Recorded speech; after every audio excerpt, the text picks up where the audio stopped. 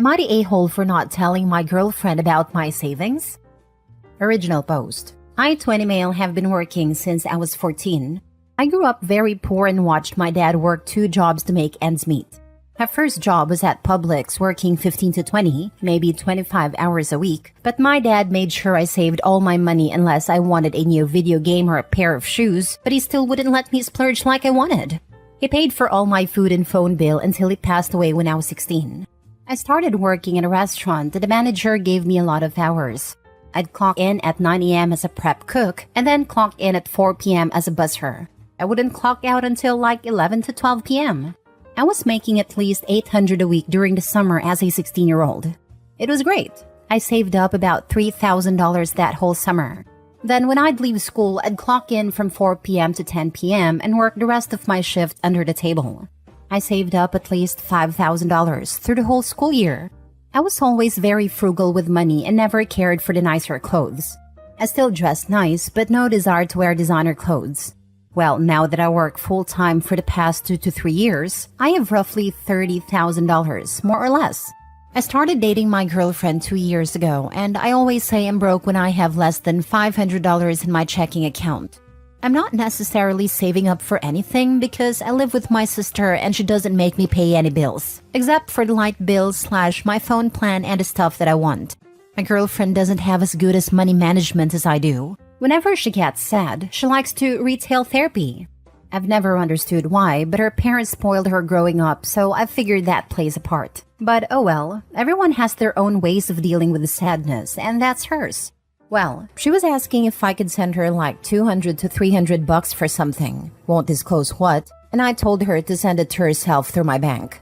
I didn't think she'd go through my whole bank app and click on my savings, but she saw I had $2,500 in my checking and went to my savings.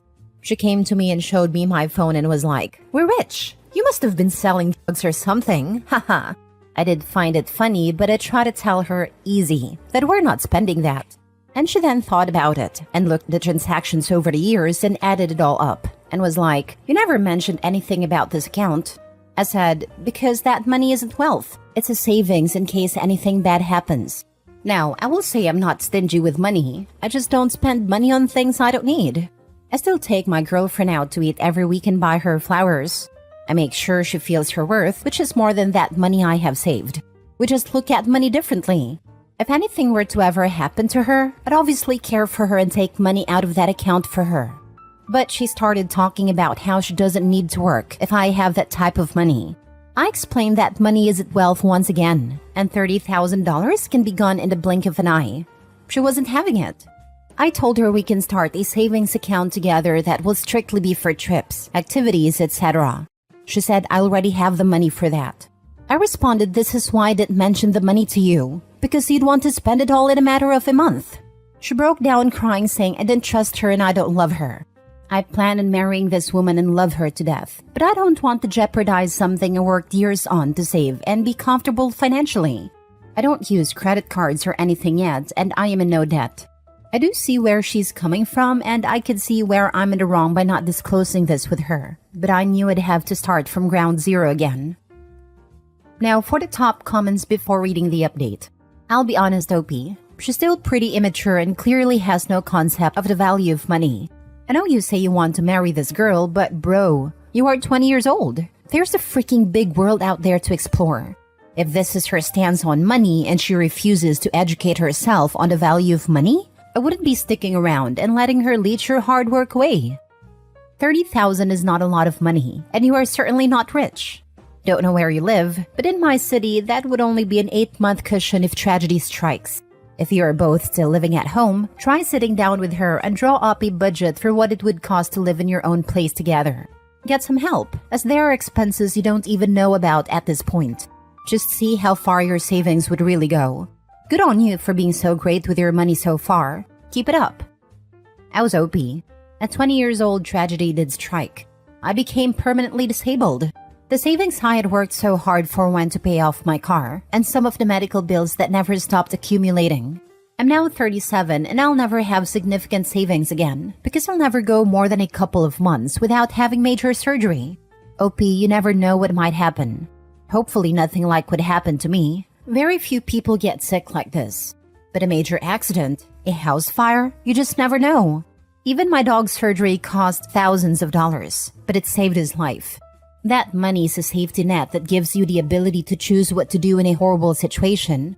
Will you save your dog or put him down? Without the money, you have to put him down. When you're in an accident, will you buy a new car or will you struggle with public transportation for a while? If you get laid off, will you take the first job you're offered or wait for something that actually seems like a good fit? That money is the cushion that allows you to choose your next move carefully, instead of being forced into whatever decision is cheapest. Make no mistake, eventually something bad happens to everyone. Obviously, everyone hopes it will be a minor bad thing. But the more prepared you can be, the easier it is to bounce back. Not the a-hole. Never had a more red flag than "we are rich." No, honey, that's nowhere near rich, and not your money whatsoever. From her immaturity, she's legal, right? Oh yes, she's 20 and I'm 20. She just gets everything she wants from her parents and never really worked for anything really. While me, on the other hand, has had to work for everything I want/need. If she thinks $30,000 is rich, she doesn't understand money, and clearly still a child, not an adult. $30K is a down payment for a $150,000 house, which in most markets is literally a hole in the ground. That won't even buy you a new car in cash. It's awesome you have it saved, and it's stupendous for someone your age, but you ain't rich. I would put a good chunk into some investments, maybe even get a financial advisor that could get your money working for you. The lack of money experience isn't surprising, almost to be expected. He is way more financially mature than 99% of 20 years old in the US. The red flag is a girlfriend immediately laying claim to half a dude's money, when not a dime of it is hers. But she isn't laying claim to half of it. She suggested that she no longer needs to work, not that she and Opie can now retire together. In her mind, that money's all hers. Edit/mini update. People commenting saying I should offer rent to my sister because of the money I have saved up. I agree, but she won't let me pay rent. Her and husband are well off due to him being a VP at a wedding company with government contracts, and my sister is retired military working as a chairwoman of her charity. They don't want me to pay rent and focus on my future. Also, to the comments questioning why I've only $30K saved up, I pay for most of my big purchases outright, as I don't like acquiring debt. On a different note, I will be taking my girlfriend out to eat on Saturday per her request, as she wants to talk about everything that transpired, so we'll update most likely on Sunday or Monday. Thank you everyone for your advice. It's greatly appreciated, and I will be taking it all into consideration. Now for the full update. Good morning to all you lovely gents and ladies. I'm up early this morning because it is a stressful night and I couldn't get comfortable to save my life. My girlfriend and I decided that we're going to take a break. I was trying to not let the outside influences influence me, but I noticed she ordered a lot more food than she usually does, and didn't even take a bite of some of it. Her excuse was, "You're fine. It was only $150 for both of us." That was my eye-opener. So I paid, with a generous tip, but I saw a lot of comments saying she already spent that money in her head, or she will drain it slowly but surely until it's all gone. I hate that money was the reason for us breaking up, but a lot of people were saying facts I couldn't ignore. Her whole attitude changed with me and felt like she was Elon Musk's wife. I told her at the table after we ate, "I still love you and will always care about you, but you need to grow up a little bit before we get back together." She started crying and left. I then received messages from her mother asking if I'm seeing somebody else, because this is out of the blue for someone like me. I don't know if she's saying I shouldn't be able to leave her daughter rather than her daughter is supposed to leave me, but I didn't even respond back. I don't care for the drama, nor for the arguing which is happening with my girlfriend. Sorry, ex-girlfriend. I was told I'm just like my dad, a bum, a sorry loser, etc. I could keep going, lol. I'm none of those things. I might be a little bit interesting, but I haven't even really responded to my ex with anything but "yes ma'am" or "you're right." I don't feel like I'm the bad guy because I'm not fighting for a relationship that is now seen as dollar signs. But to everyone who said I was the a-hole, I see where you're coming from, and I learned to be more transparent about not being broke rather than not spending that money. I just think it's rude to say, "I have the money, I just don't want to spend it." I'll think of ways to say that without saying that. Now, to everyone who said I should give my sister rent money, I swear I'm not selfish and just being greedy with my money. Whenever her kids and I go to Walmart, I tend to always get them a toy. Last week I bought them a Lego set. Probably not a good idea because they're 1 and 3 years old, but hey, as long as they're having fun and don't swallow them, we're good. But I buy everyone things. Even if they're not the most expensive, they're all sentimental. I just bought my brother-in-law and I matching Team USA basketball jerseys because we're both hyped for the Olympics. They just don't want me to pay rent, and I'm not going to argue with them about that, but I still buy them stuff as well to make up for that. To everyone who said leave her, y'all were right. I hate to say it, but money is all some can see when they have seen it. She was blinded by a make-believe life of luxury I don't have to offer. I'm not saying she's a gold digger or a bad person, just immature and young. I'm also going to take the advice of putting it in a different account I can earn interest on to keep up with inflation. I thank everyone for their advice and prayers. It was much needed, and I hope to everyone who has a nice penny saved up to keep grinding and scratching your way to the top.